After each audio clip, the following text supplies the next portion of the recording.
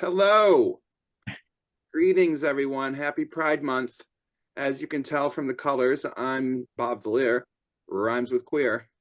And I've never heard that before ever in your life. I'm the chair of the Global LGBT Caucus, and we are excited to co-sponsor this event today with the California State team. First, because it's Pride Month, and the two future members of Congress we're about to meet are both members of the LGBTQ community.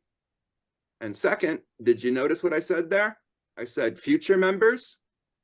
Both Will and Derek are running in districts currently held by Republicans, and both have excellent chances of flipping those seats. If the election were held today and they both won, that would mean Speaker Jeffries and a functional House of Representatives. So it's not altogether incorrect to say that control of the U.S. House of Representatives will be won in California. And the road to victory is strewn with glitter. So we're ready to get started. Before we do, let me quickly add that voter assistance will be available after this call. So if you're a new voter or need help requesting your absentee ballot, stick around at the end of the call and we'll hook you up with our voter assistance team. That's one of our real fortes here at Democrats Abroad. We help voters who need even the most basic assistance, and we help voters who are encountering all sorts of problems and legal loopholes and who may have their vote blocked. And it's one of the things that sets us apart in our service to Americans abroad. I will also quickly add that we have allotted an hour in the invitation for this call, but we may run over, in part because one of our guests is speaking to another group, and as soon as he is able to exit that call and join us, he'll do so. That's Will Rollins. And so that might be a little bit later in the hour, and that therefore we may run over a bit. So please stick around for the whole call because both of these candidates are fantastic. Secondly, there's a Q&A box. So if you folks out there in the participants gallery would like to ask a question, please type it in the Q&A box. Don't type it in the chat. The chat is disabled. Type it in the Q&A box and we'll ask our candidates questions from the chat box, time permitting. Okay, now let me introduce you to our international chair, Martha McDevitt Pugh. Martha lives in the Netherlands and she votes in California. Before becoming the chair of Democrats Abroad, Martha served for 8 years in the Democratic National Committee, where she represented Democrats Abroad to the LGBT caucus, among other caucuses. And of that caucus, she remains both an active member and an elected board officer. She was also chair and co-chair of this very caucus, the Democrats Abroad LGBTQA+ caucus. And for many years, she served as chair and vice chair of the Netherlands Country Committee. So Martha really embodies all dimensions of Democrats Abroad. She came into Democrats Abroad many moons ago through her activism on marriage equality and on immigration equality for same-sex couples. And she's been a vital force in the organization ever since. Martha would like to say a few words of welcome to our guests. Martha. Thanks so much, Bob. And happy Pride Month, everyone. I'm really delighted to be here today. And thanks for that very lengthy introduction, Bob. And thank you so much to the California State team, as well as to the Democrats Abroad LGBTQ+ caucus for organizing a candidate event today, a very exciting one for Pride Month. Really delighted to have Will Rollins back again and to have Derek Marshall join us. And it's such a great opportunity that we have to bring candidates to our California State team members, both via the live stream, as well as the recording, and also for those of you who are here today. So I'm really looking forward to hearing from our candidates, and I'll hand back to you, Bob, to take the show further. Okay, thanks, Martha. Thanks so much. Thank you, Martha. And now I want to introduce you to one of my colleagues from the California state team. You know, Democrats Abroad has the state teams. And there are many teams for many states, but there's not 50 state teams, not yet anyway. This is an ongoing and developing project, and the state teams do outreach to the state party and to the candidates in that state and identify, for example, flippable states. The California state team has been super vigilant, and one of the chiefs of the California team is Inga Kiemtrup, who lives in the United Kingdom and also votes in California, specifically in San Mateo, California, which is not a coincidence, I think. She's going to say a few words about why it's not a coincidence and about our event today. Inga? Thanks, Bob.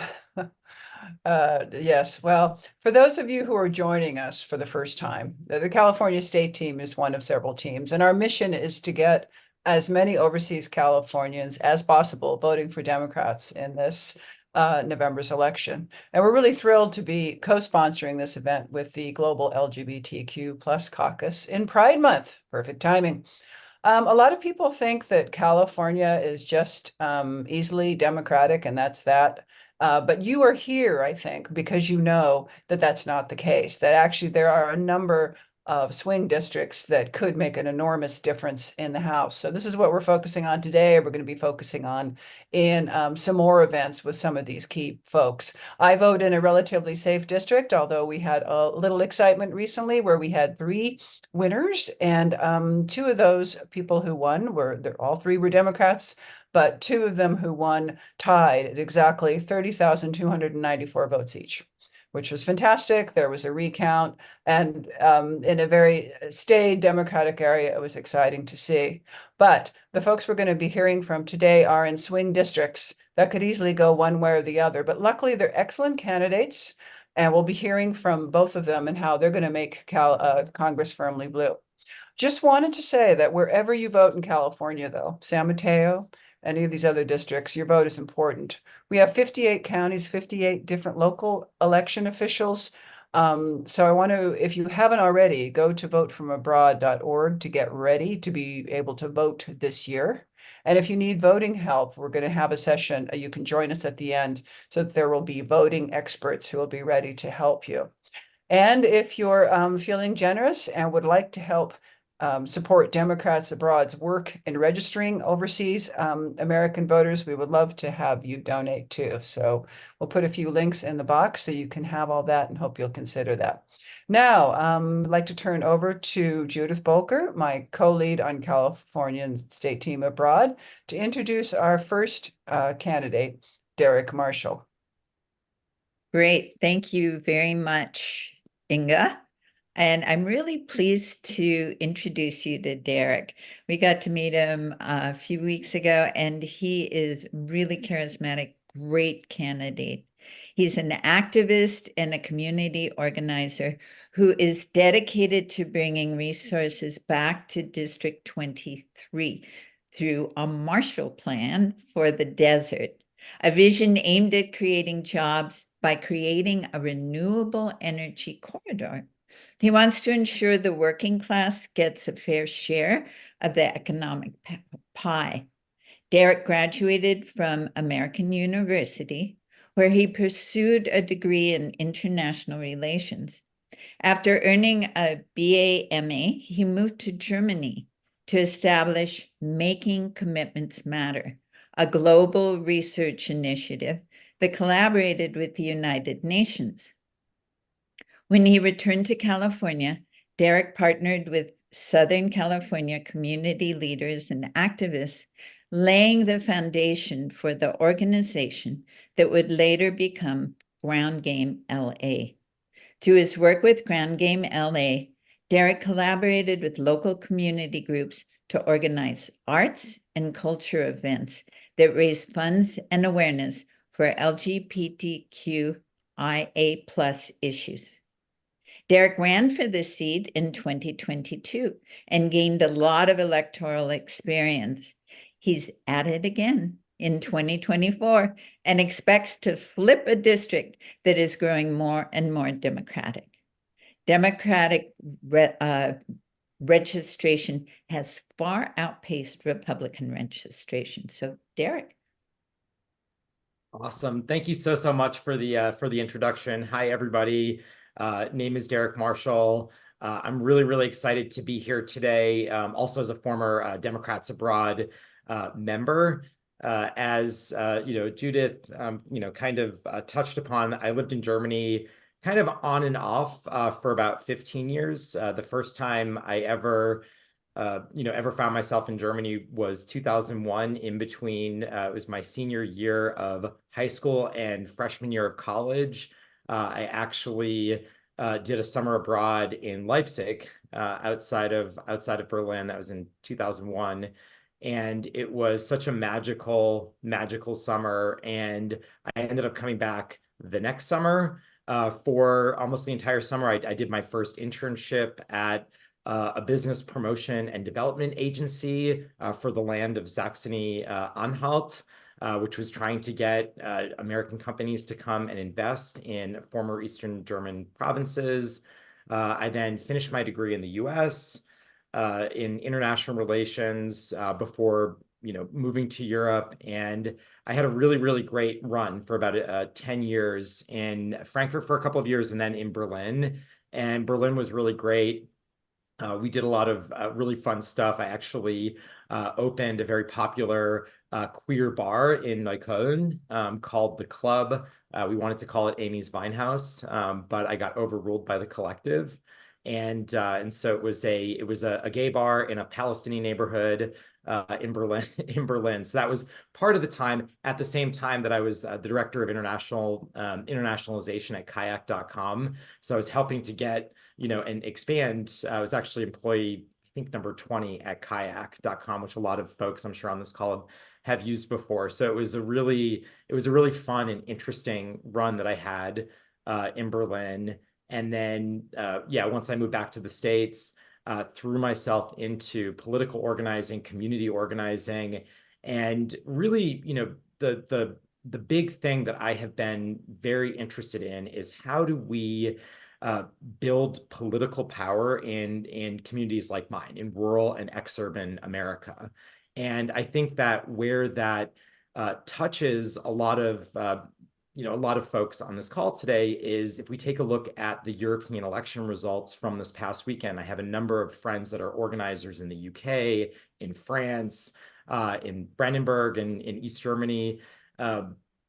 We are seeing a lot of similar trends and parallel trends and tracks to the European election results and to the power vacuum that has been created in rural and exurban communities like mine. And so our campaign, and the campaign that we've been running over the last 2 to 3 years, is an attempt to define how to concretely build power over many cycles in order to start to win back and claw back power from right-wing populism, Trumpism in communities like mine. And so, the thing that I shout from the rooftops to every group that will listen is that communities like ours, rural, exurban communities in the United States, are worth the time and investment. I think that we should not just look at the Cook Political Index and say, oh, this is too hard, and not go and fight, because that is a sure way to let right-wing populism continue unchecked. And I actually was having a conversation this morning with a friend of mine who is a Green, and he's a Green and SPD member, and he was out knocking doors for the first time in his life during the recent elections. And I believe that his district actually flipped Green during the most recent elections. He lives outside of Berlin, or at least they did a lot better. And so I feel that the conversation that I would like to sort of convey is our districts are definitely winnable. If we take a look, whether it's in the reddest area of Nebraska or Alabama, or districts like Will Rollins and mine, if we take a look at the voter registration, it's about a third Democrat, a third Republican, and a third no party preference. And I think that by really going out not telling ourselves that that the organizing is impossible, and by straight up going, knocking doors, building community, throwing events, that we can flip these districts. And so I'm here, alongside Will, who will be here in a little bit, and we're doing a lot of really, really great work out in the countryside. And I'm happy to sort of share best practices that we've learned over the last couple of years. All right, Will, thank you very much for that introduction to yourself. I think Judith is going to be asking the first question. If yes, that is correct. Yes, that is correct. So, All right. So the people and the participants list have questions, please feel free to type them into the Q&A box. We're keeping an eye on it. yep, and we'd love to hear from you. So 77 years ago, George Marshall, any relation? Gave a commencement speech at Harvard University. It laid out a plan that would shape the modern world. You talk about your own Marshall Plan. You want to create a renewable energy corridor in the desert. Could you tell us more about this project, what it would look like, what it's going to do, and how you plan to pay for it? Yes, absolutely. So first of all, with regards to the naming convention, it was very much styled after the Marshall Plan, for revitalization in Europe, and also tied to kind of the national, the national conversation. We're seeing a Marshall Plan for the Midwest, and we're seeing a Marshall Plan around. So it was very much inspired by that. So please don't shoot me on the on the fact that it's also classic. And I think the inspiration for a Marshall Plan was born out of a couple of different factors that meet in one place. And on the one hand, we all know that we're fighting this thing, global climate change, and we know that we have to take it very seriously, and that this is the greatest existential threat to our species outside of nuclear weapons. And so that we know that we need to be serious about it. At the same time, we also know that societies, other societies have become, vis-a-vis the United States, have become very competitive. Recently, a couple of weeks ago, I was reading an article about one of the Chinese hybrids that's coming out, and this particular hybrid can go 1,200 miles on one tank of gasoline. And so we have the BYD Seagull, that can is essentially the Chevy Bolt, and you can get it for a third the price. And so what we have right now is we have a situation where the United States has become strategically and comparatively not as strong on renewable technology, battery technology, as their partners. We also know, for those of us that have lived in Europe, that have taken the ICE or the bullet trains in France or Spain, we know that the United States is behind where we should and could be with high-speed public transportation. So the Marshall Plan and this renewable energy plan is kind of an idea, not particularly novel, but sort of very practical, to say, hey, how can we regain our competitiveness? How can we make commuting times a lot more efficient?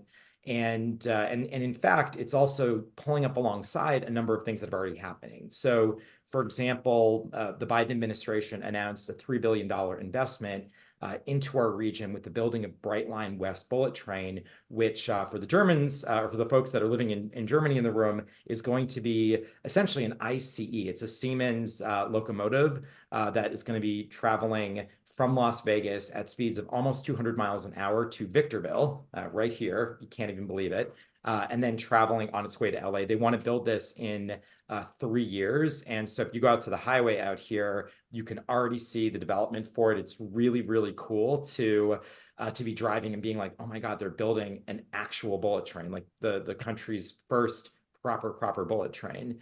And so the idea for the Marshall Plan for the desert is, okay, we've got 40% of the nation's goods traveling through my district and Will's district on a yearly basis.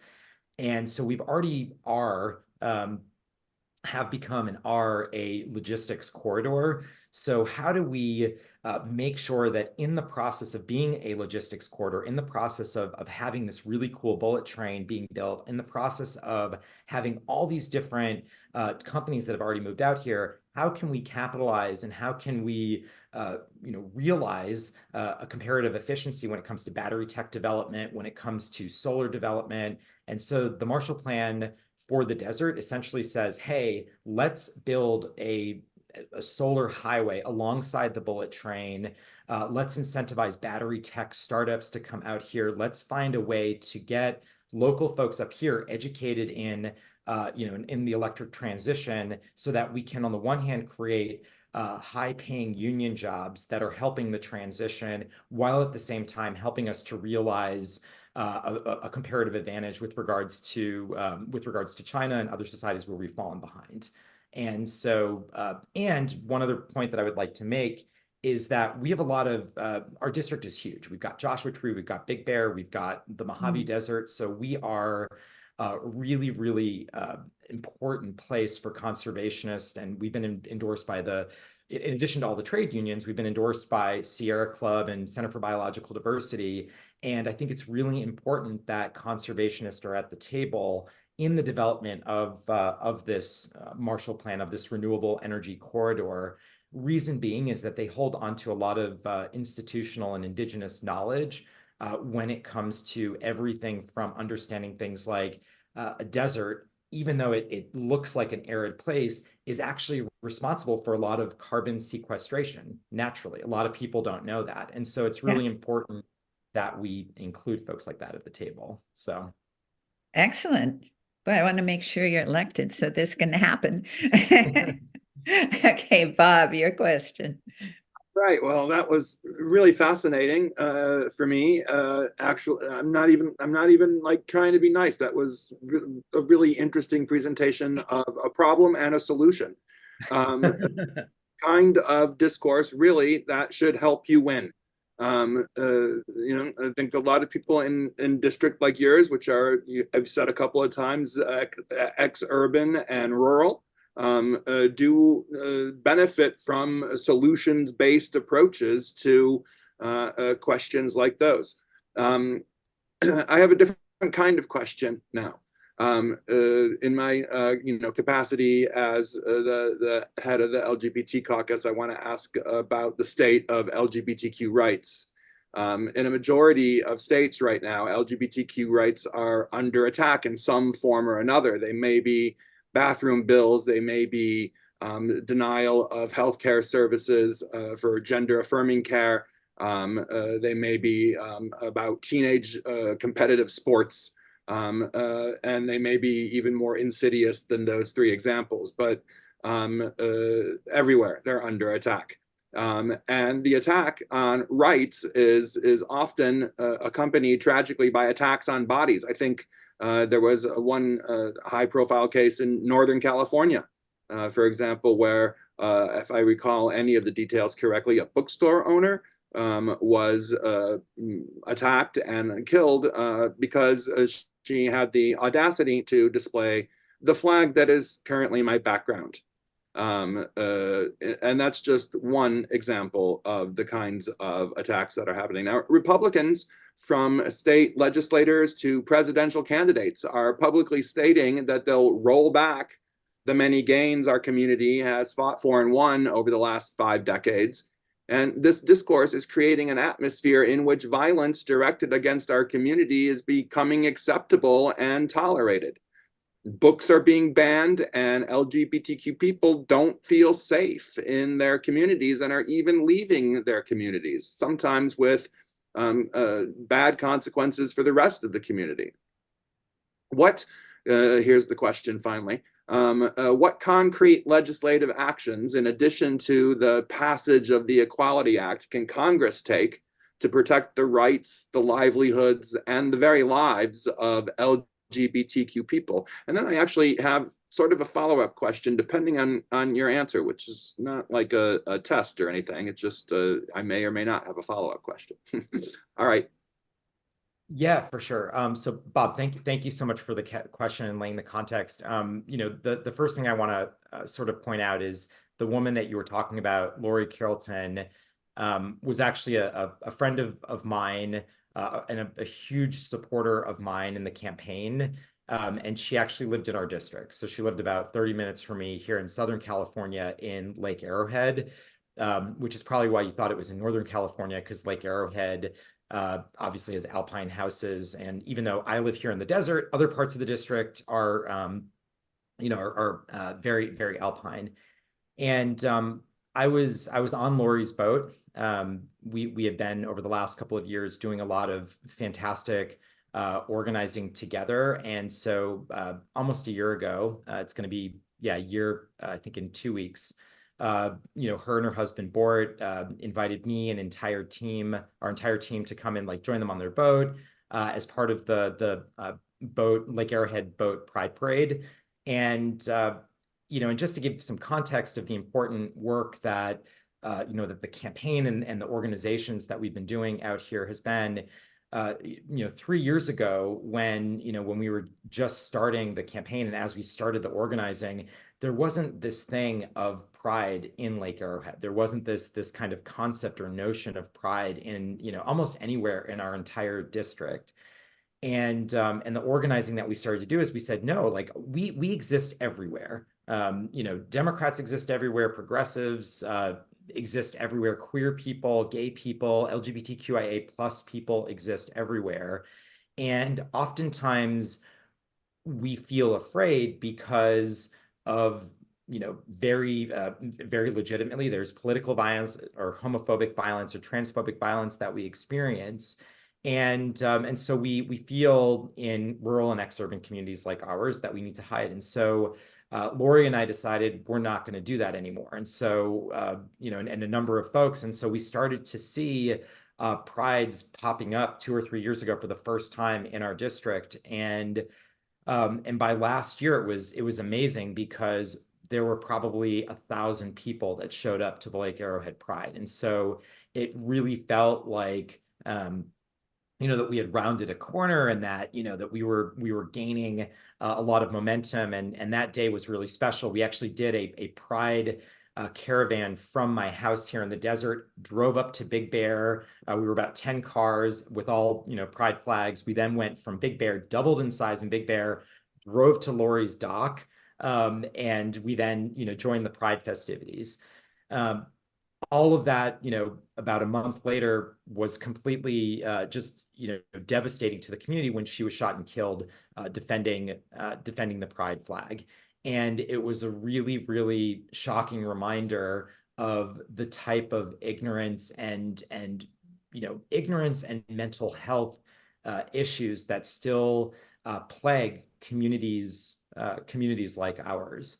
And so kind of dovetailing off of that into a conversation around policy, yes, number one, Equality Act is super, super important.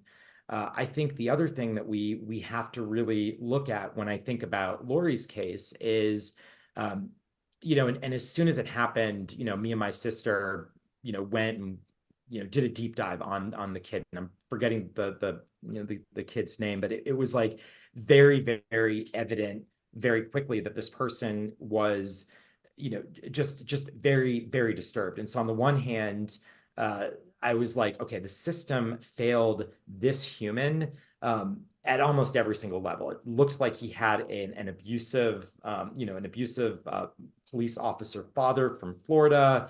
It looked like his mother was struggling to pay rent. So there was almost an entire situation that was created around this kid. I think also about the Pulse nightclub shooting and the mental health issues that were there as well. And so part of me really feels inclined, if we're going to solve issues like this, I think that, access to mental health through, some form of robust universal healthcare system is just so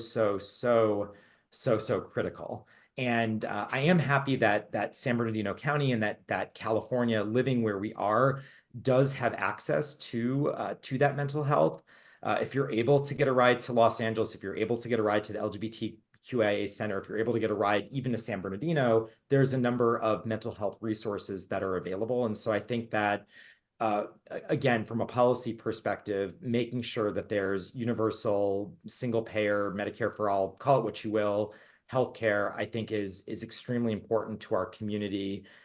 I think also housing is really important. Right now, I'm de facto fostering a kid that was kicked out when he was 16, almost lived on the streets, did live on the streets briefly, and found themselves at 20 sort of living here, trying to get their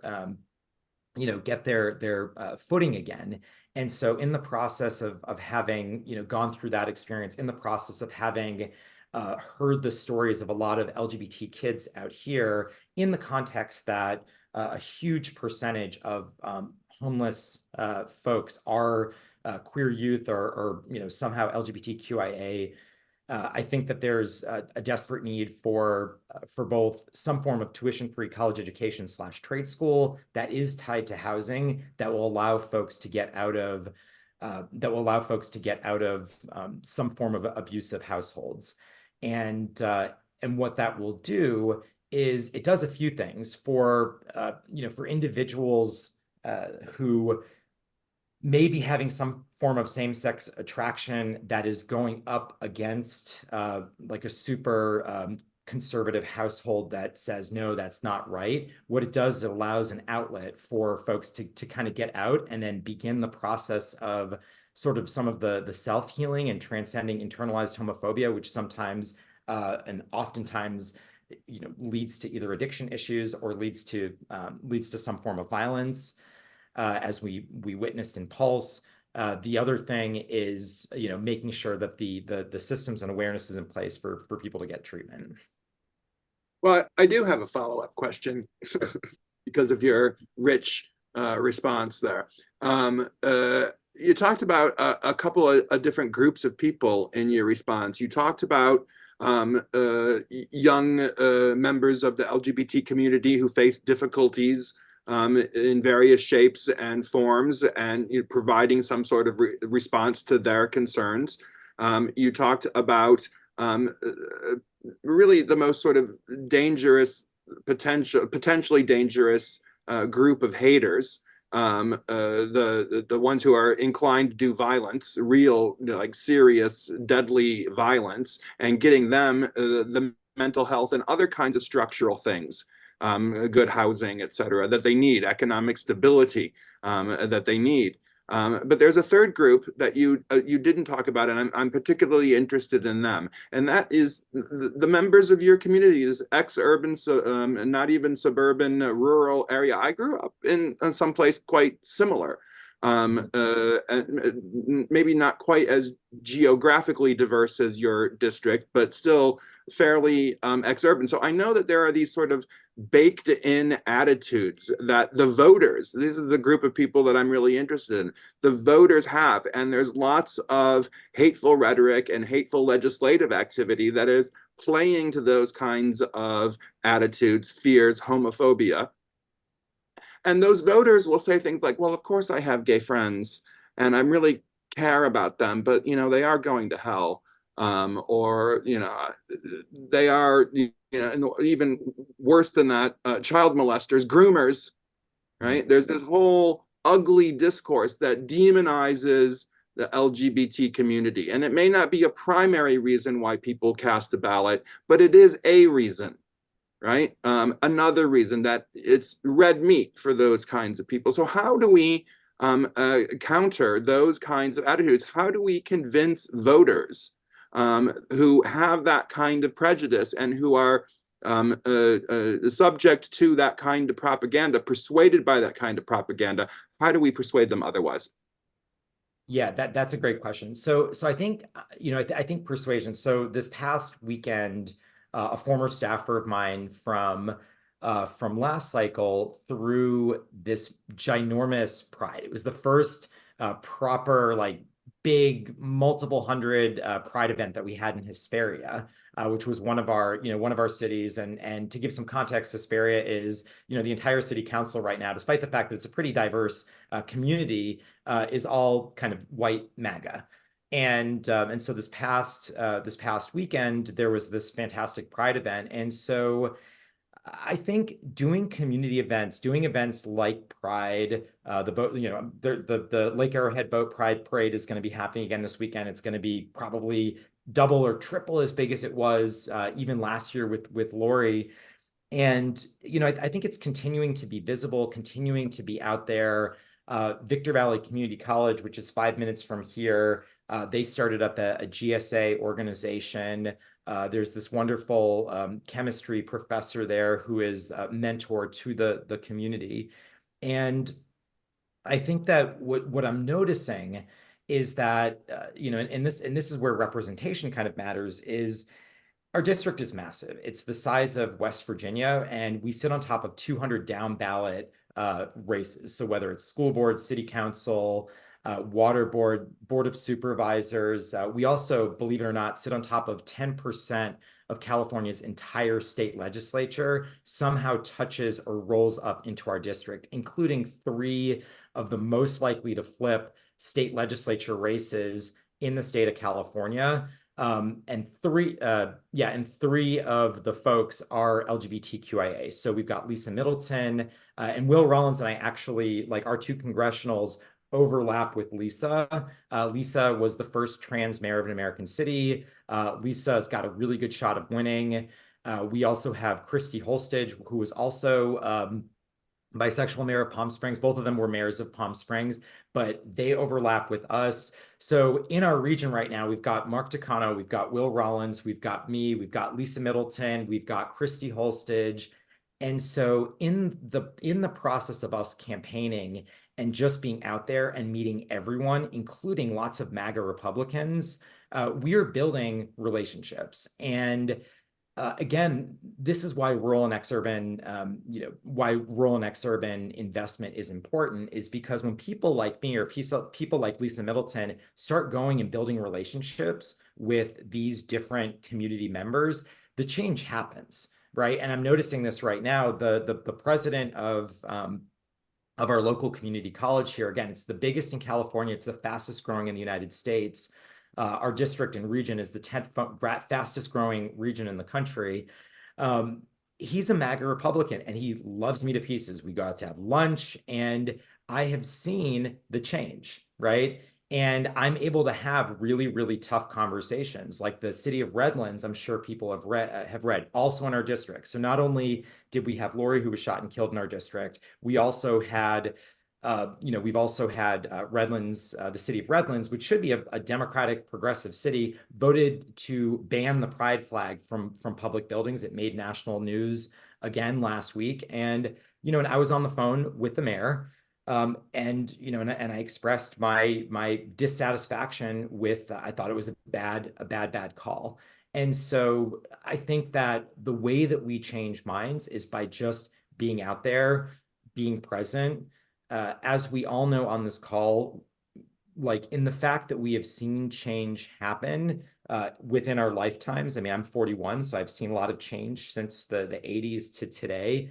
And I think that we're going to continue to see change. And I think that us being present, standing up, being out there, particularly in the quote unquote red areas of this country, are really, really important for fighting back, because it's really hard to dehumanize and to fight against LGBTQIA rights when half of your elected delegation is LGBTQIA and you're working together on different projects. So what I heard there, and then I'll end with 3 bullet points there from your answer. The 3 things that matter are visibility and representation, engagement at every level of the political process and with everyone else who participates in it, and maybe most importantly, bringing home the bacon, delivering the goods. Mm-hmm. And since you started with the European elections, just to talk about voter engagement, if you really dig the data. There's some surprising things there, particularly in Italy and a few other states where even the voter participation was down and the wrong party still won, but the participation for the other parties was way up. So Good. And perfect now I'm going. lead in for my question. So thanks, Bob. So one of the groups moving to the right in Europe is the group of 18 to 34-year-olds that we saw in this recent election. In the US, some of this age group is moving to the right. A lot of them really feel that voting is a useless endeavor, and that's very concerning. What are you doing to reach out to this group in your district to engage them and to convince them to vote, particularly to vote for you? Yes. Yeah. So, it's interesting because, I like to, I like to kind of joke about, political spectrums. And I think, again, all Americans, or probably mostly Americans on this call, I feel like every European country, Western country, a lot of our Western countries, they have four main political parties. You've got your left, you have your center right, and now, unfortunately, this far right contingent. But for the longest time, before 10 years ago, there was these four parties.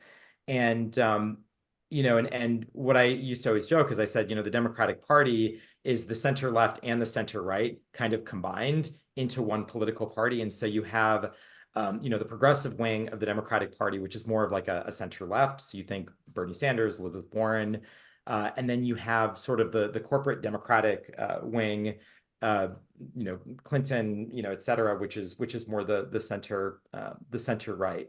And I think that the issue and the organizing that I've been privy to. So I was one of Bernie's top organizers. I got pulled into Nevada, and the Bernie campaign was really successful in activating young people. And I think that the reason that they were so successful in activating young people was because the Bernie Warren progressive wing of the Democratic Party actually reflects center-left center-left economic policy. So whether that's Medicare for all, whether that's tuition-free college education, really practical, kitchen table budget things that we understand, and the young people in this country understand that we need if we're going to be able to survive. With every passing day, you see inflation in housing prices, you see inflation in all sorts of different rises. And so it makes it really difficult to be able to survive. I mean, I tell the story, my sister and brother-in-law right now, their rent in LA is $4,200 for a 3-bedroom apartment. And that is the reason why our region has become the 10th fastest growing region in the country, is because you have a lot of Angelenos that are saying, we can't pay this, we're going to move out and move out here. And so the younger generation in this country in this moment is really driven by more progressive economic issues. I'm deeply curious to do the comparative analysis with what's going on in Europe. I'm actually going to be in Europe in a couple of weeks. I'm meeting with some younger organizers, and I'm really curious just to find out why young Germans, for example, at least from what I've heard, it seems like young German men are moving to the right, young German women are moving further left, and I'm curious about that dynamic and what's driving that. On our campaign, a lot of our staff, a lot of our young folks are Gen Z, and we've been doing just a really good job of just reaching out. I think that because I'm a young candidate, because I am a progressive, because I stand for a lot of the same issues that they stand for, they're like, oh, okay, actually, this person over here is someone that we want to support. I think it's as practical as that. And I know that there's a big elephant in the room, and I'm not going to talk about that big elephant in the room because it touches on foreign policy, and I know that that's out of the scope of Democrats abroad, but that is also something that is that's playing very heavily into this election, at least as with regards to young people. And I just wanted to name that because that is something that's relatively important. So Inga?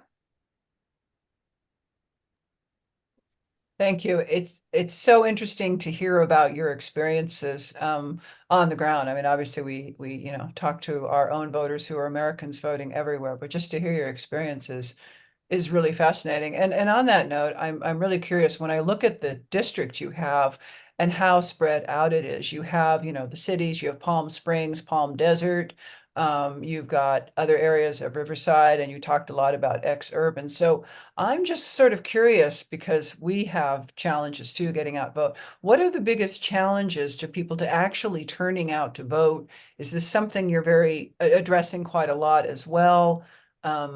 Just interested in what the challenges are in getting a turnout in an area as enormous and spread out as your district.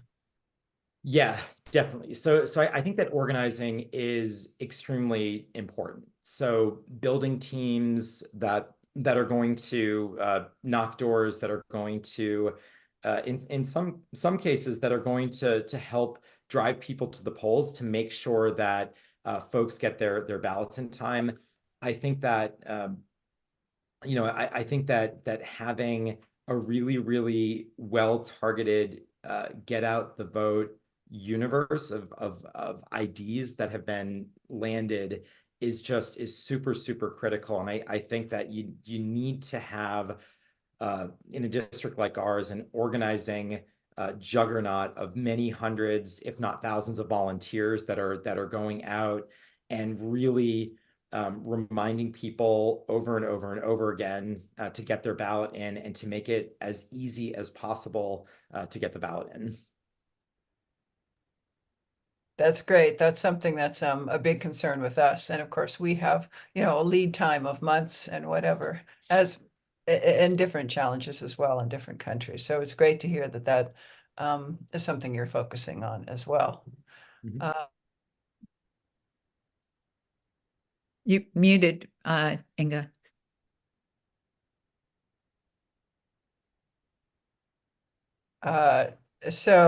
The next question, are we going to be reading, we've had a question in the Q&A. Do we want to go ahead and ask that question? Sure. Okay, so we have a question from Katie Solon. She asks, your neighbor state, Arizona, also a border state, will likely have an initiative on the November ballot that will make crossing the international border without documents a state crime and will allow for all kinds of discrimination and harassment. Could you talk a bit about the border challenges to our immigration system and what California is thinking or doing, and what will you be thinking about that as a congressperson? Yeah, so I'm reading the question right now.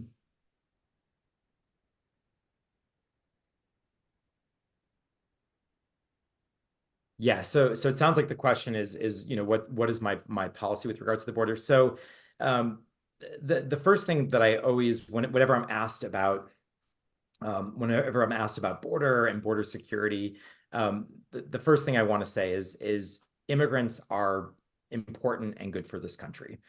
We would not be eating the fruit that we're eating. We would not be enjoying, a working, functioning economy without immigrants and without migration. At the same time, I think that a lot of, and again, not to get into geopolitics, but there has been a history of geopolitical misadventures, in the 60s and before 70s that have led to and poor foreign policy choices in Central and South America that have created sort of situations and realities that we experience today, where we see stepped up pressure on the southern border, and where I kind of land is I again, having lived in Europe and having enjoyed a situation where we had where we had more border freedom, particularly living in Germany.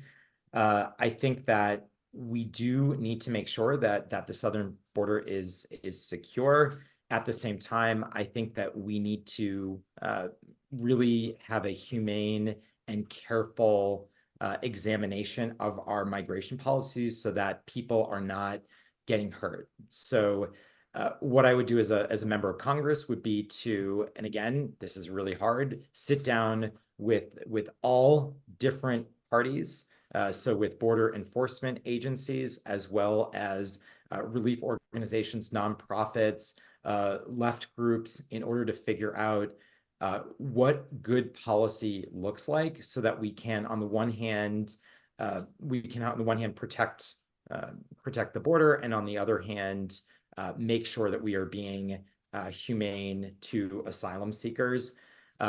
Thirdly, which again I won't get into, I think that we need to ask ourselves very seriously, what can we do to mitigate the pressure on the southern border, i.e., what can an anti-imperialist foreign policy look like in Central and South America, so that we don't have the issue in the first place.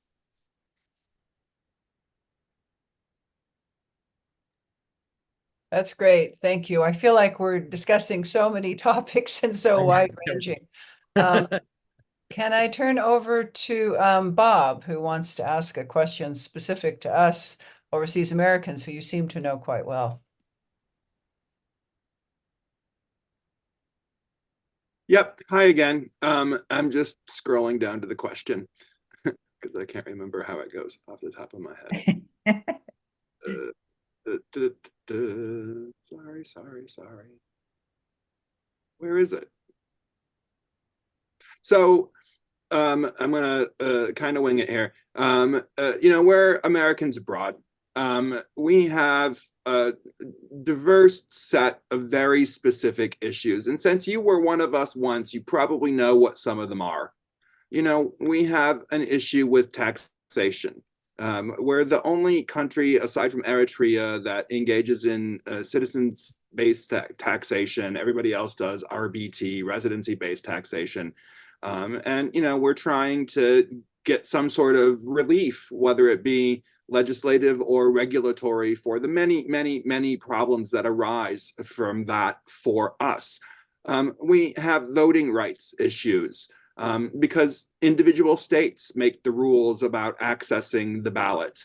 And it's not fair and equitable for everyone. Some states are extremely challenging for us who live abroad, not least because some of us who live abroad also live in, what's your favorite phrase, ex-urban and rural areas that don't have great postal systems and make it difficult to return the ballot. We have issues about Medicaid portability as well. People pay into Medicaid their whole working lives, and then they retire to some place nice and warm and sunny, and they can't access their benefits when they're living abroad. So many different issues. One little area in which we've had some success is within Congress itself. A former Congresswoman, Carolyn Maloney, who was a big ally of ours, created the Americans Abroad Caucus in Congress, and it now numbers several members. We're hoping it will number at least 2 more after tonight. So are you aware of the difficulties Americans abroad face? And do you foresee any sort of possibilities of bringing some sort of relief to Americans abroad on these issues, some of whom live and vote in your district? I mean, the short answer is yes. I think that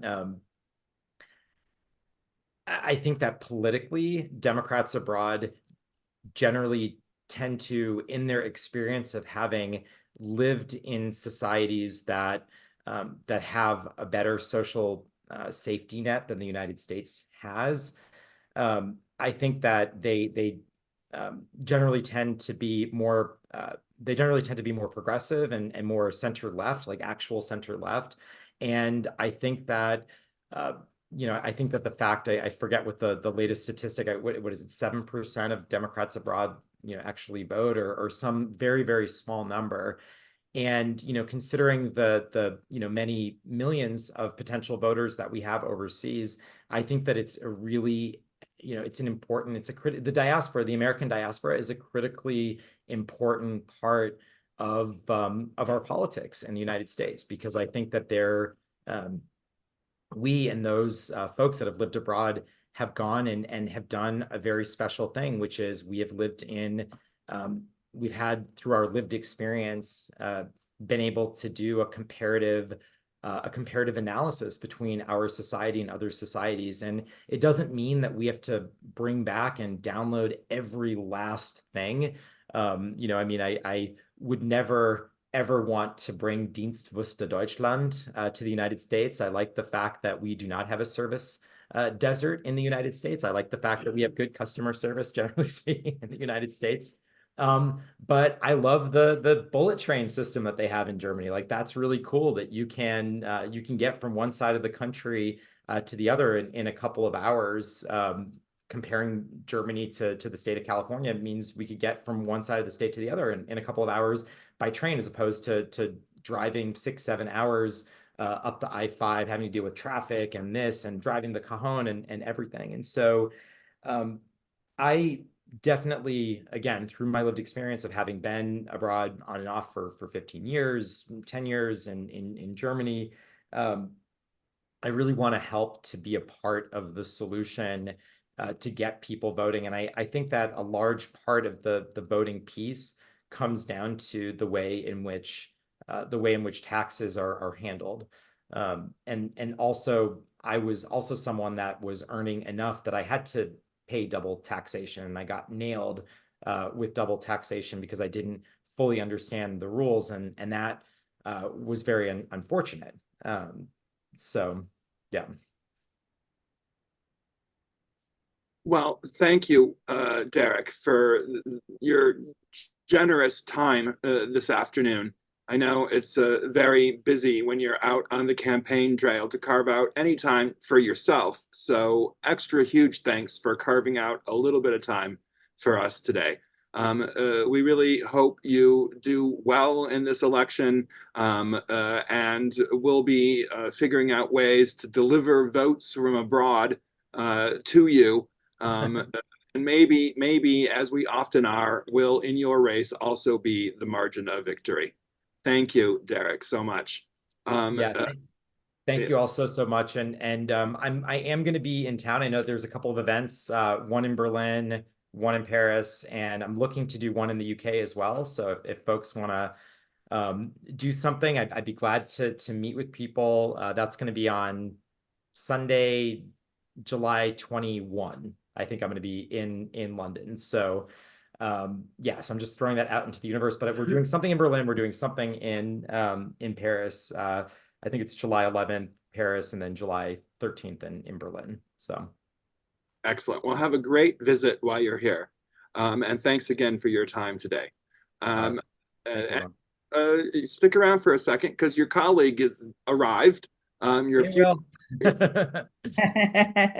Rollins is here now. So I'm not going to waste any time at all. I'm going to turn it right over to Judith, who is going to introduce Will Rollins, also a member of Congress. All right. Will, welcome. Happy to introduce him. He's also, we're so fortunate to have two really great candidates today. Will is a former federal prosecutor who focused on counterterrorism and counterintelligence cases in Southern California. For the past 5 years, Will served as an assistant U.S. attorney and helped prosecute some of the insurrectionists who attacked the U.S. Capitol on January 6th. He's running for Congress because the attack on the U.S. Capitol made it clear that America needs a new generation of leaders to end the toxic divisions that threaten our democracy. Coming of age at a time when being gay was literally a crime in some states, Will and his partner, Paulo, know that government-sponsored discrimination has lasting effect on all Americans, our economy, and our national security. That has motivated Will to improve the lives of others who also face discrimination. He's running for Congress to serve the 41st District of California and to bring justice and accountability back to Washington. Will, we'd love to hear from you. Welcome. Well, thank you, Judith. Really great to be with all of you. And that was a lovely introduction. So thank you for giving a little bit of my background. And it's great to see Derek Marshall again, because we've been running in this now back-to-back cycles. And I think we're both in what Speaker Pelosi would call the second phase of the 1-2 punch.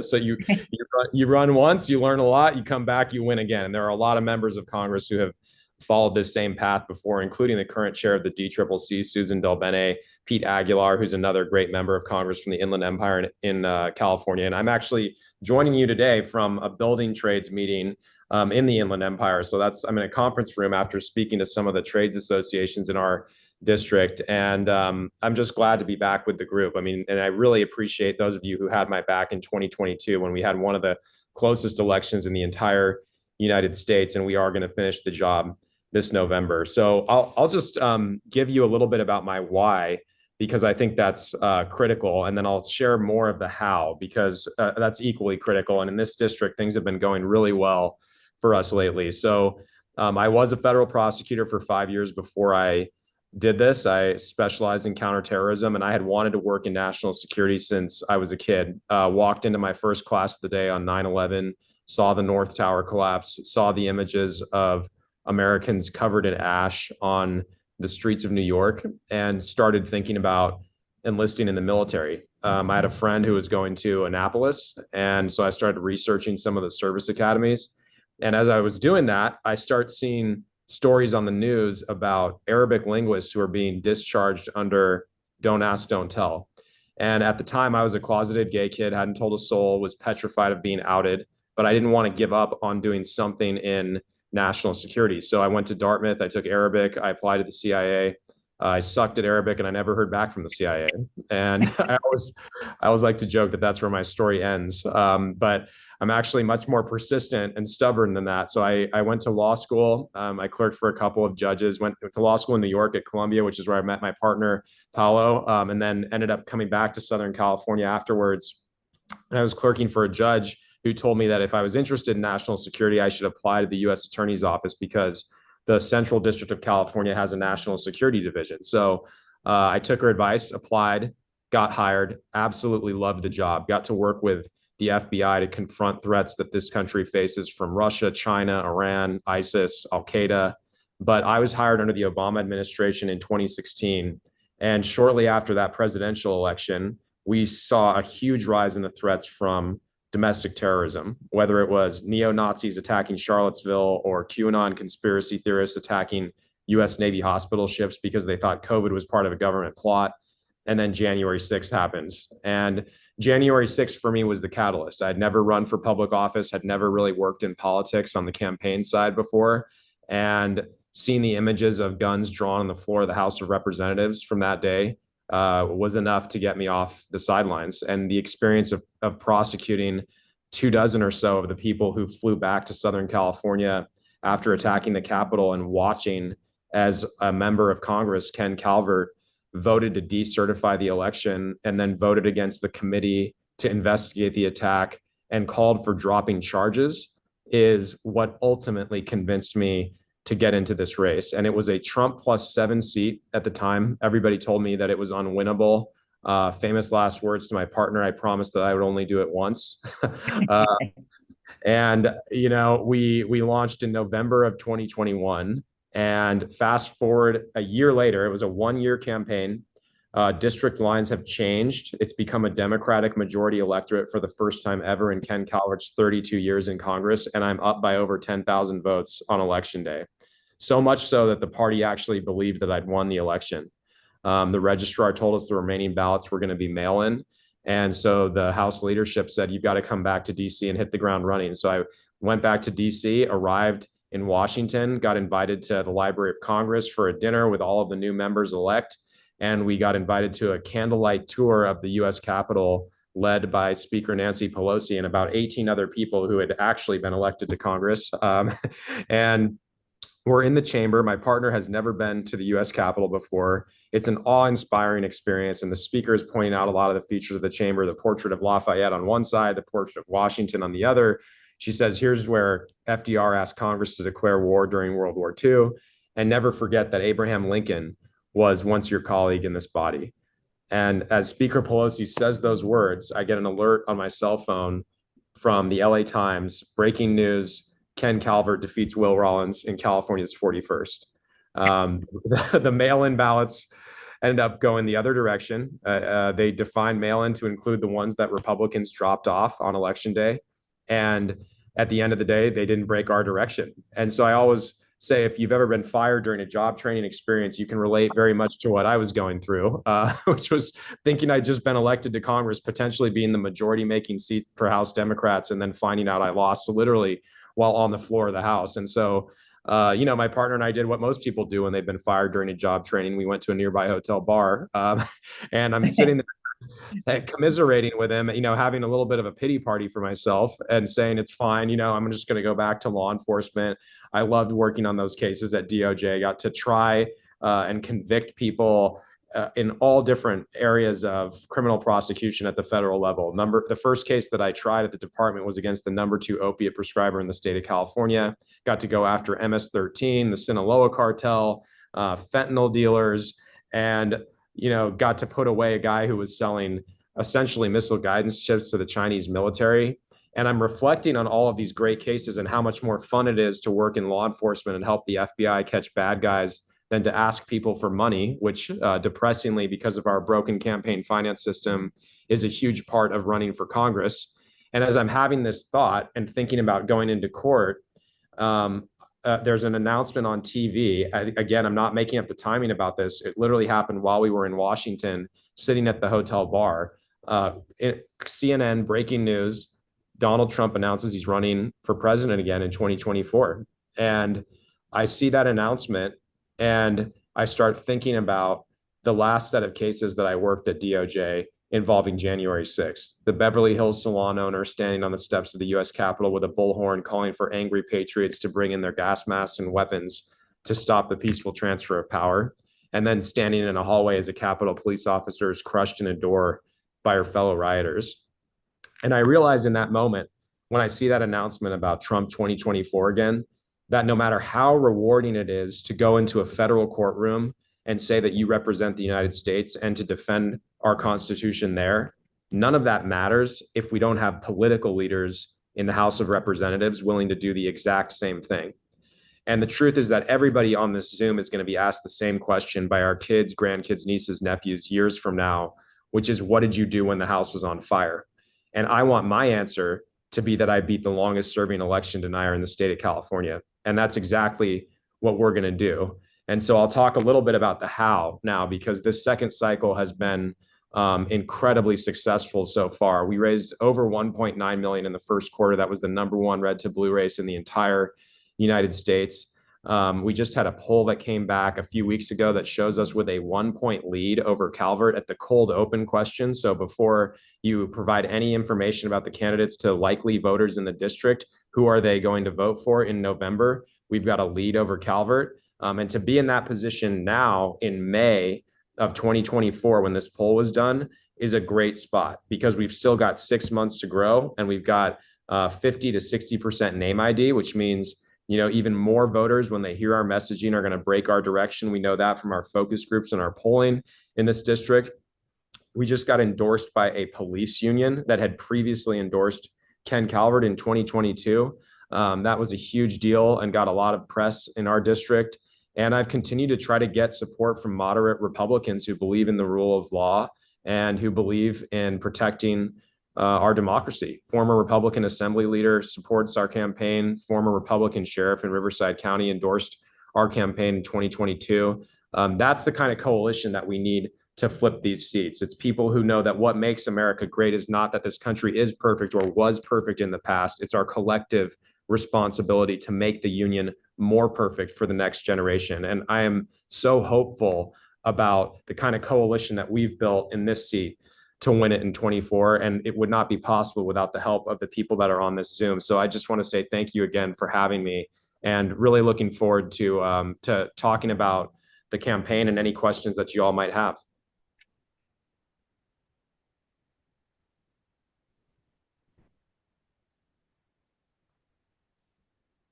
Bob?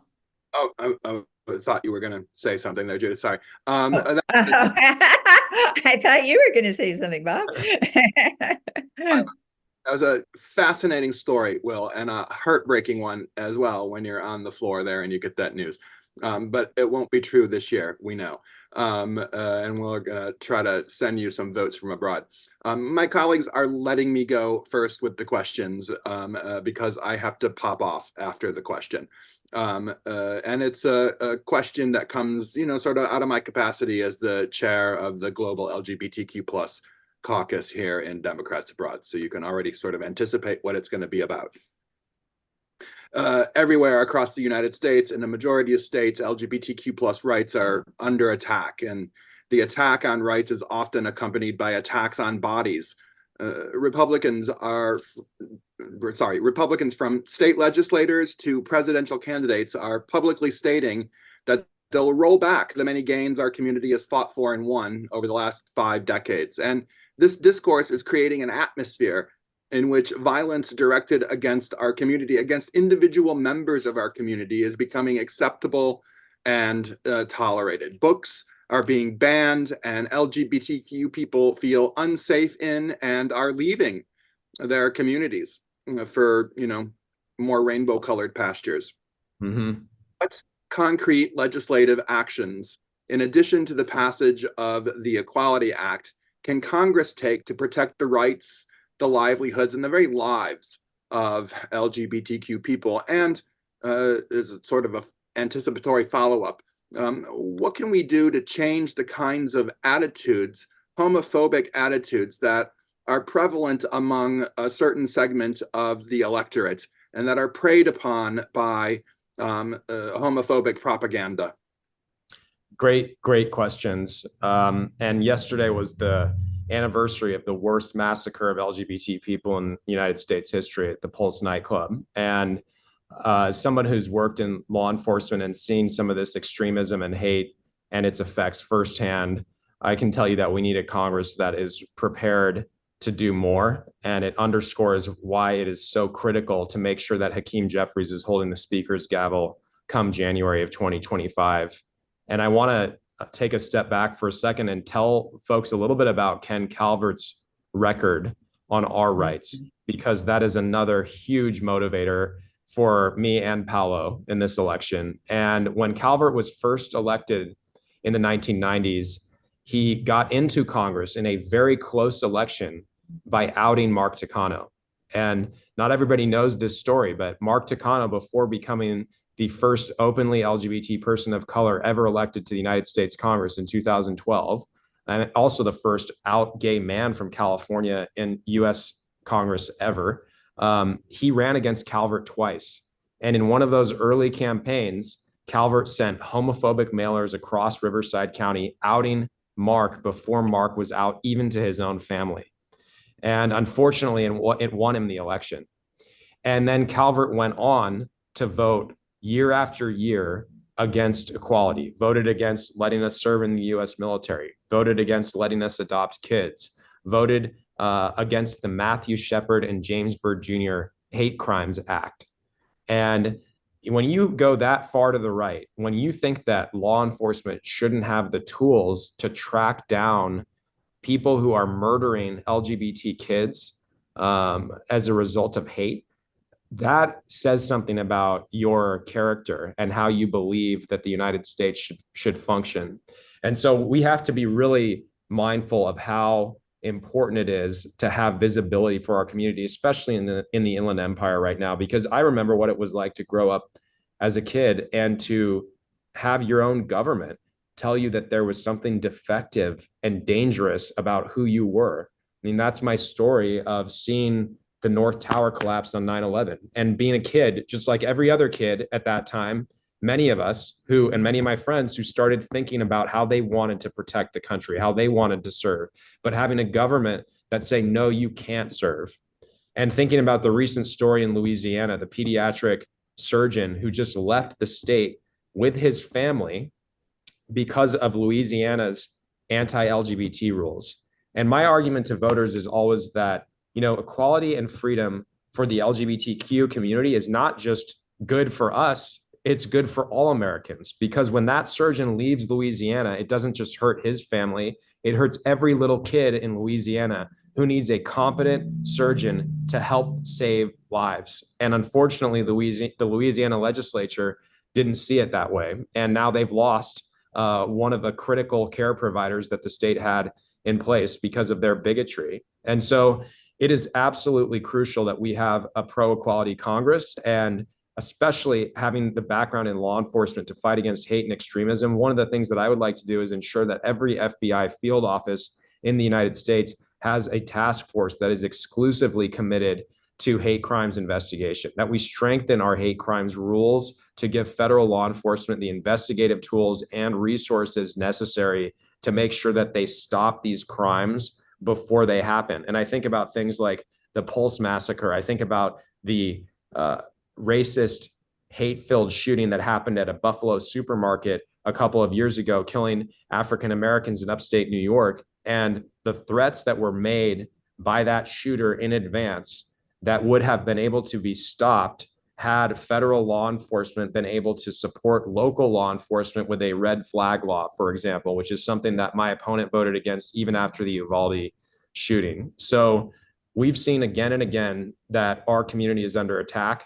But the good news is that when we fight, we win, and the public is with us. And Calvert is even aware himself of how his own bigotry is coming back to bite him, because the vast majority of Americans believe that this should be a country where you can achieve whatever you want and live the American dream, no matter what you look like or who you love.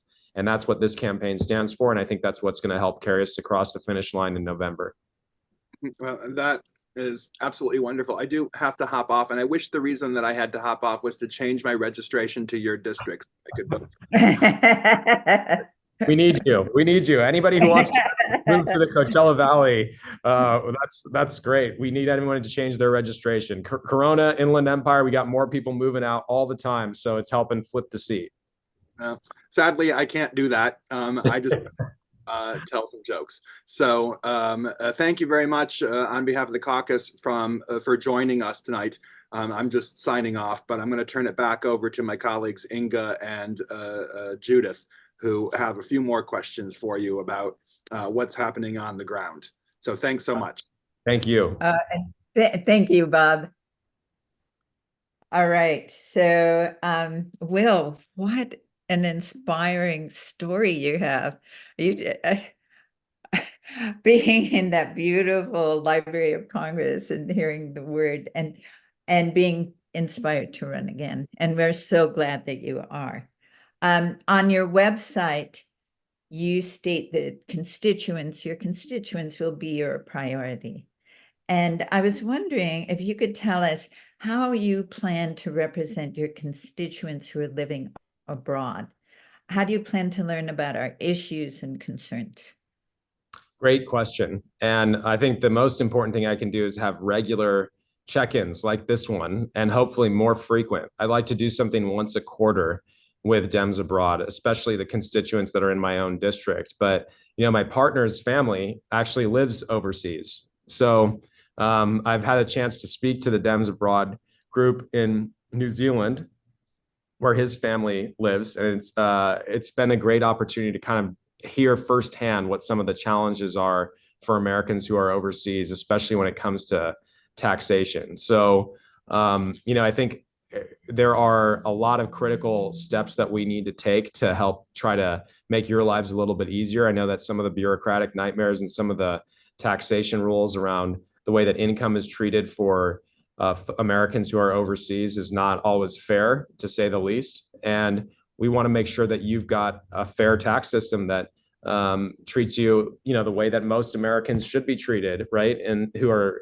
just dealing with trying to make sure that they've got the ability to pay their taxes in a way that doesn't treat it as double taxation, right? So I think the most important thing that any leader can do is make sure they have an open dialogue with constituents like the one that we're having today.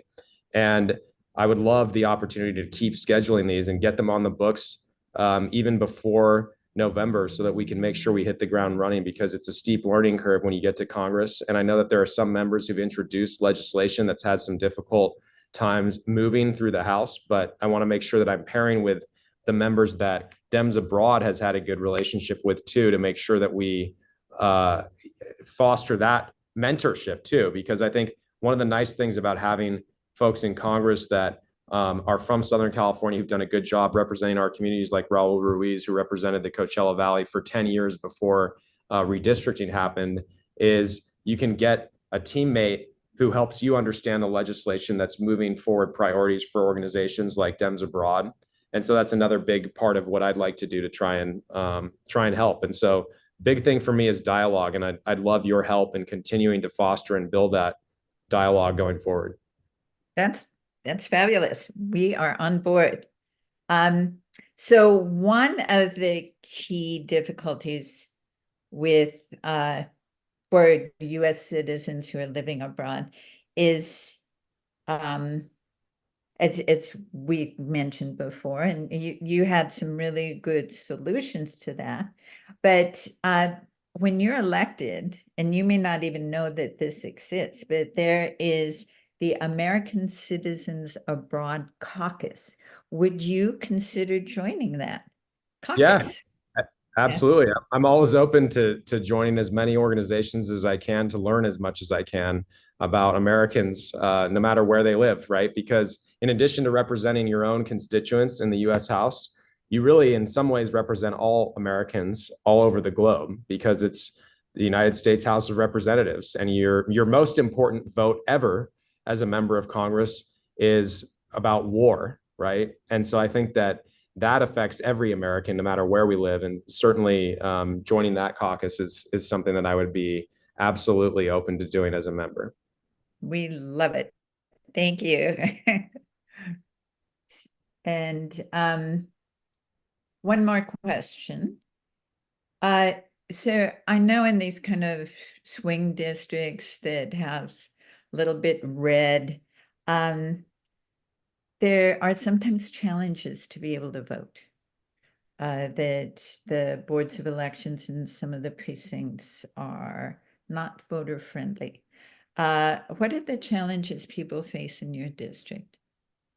Yeah, great question. And I will say that we are lucky to be in California, because our state has taken some really aggressive steps to protect the right to vote, and has tried to make it as easy as possible for people to vote. In California now, every single person in the state is automatically registered to vote when they get a driver's license. So that's great. Everybody automatically gets a mail-in ballot. That's great. This is going to be the first presidential election since COVID that is going to result in every single registered voter in California getting a mail-in ballot. That's going to really help with turnout. I think the key thing for us is making sure that people actually return those ballots, because we had about 50% voter turnout in 2022. We want to get it to 70 to 80% in the presidential year at a minimum.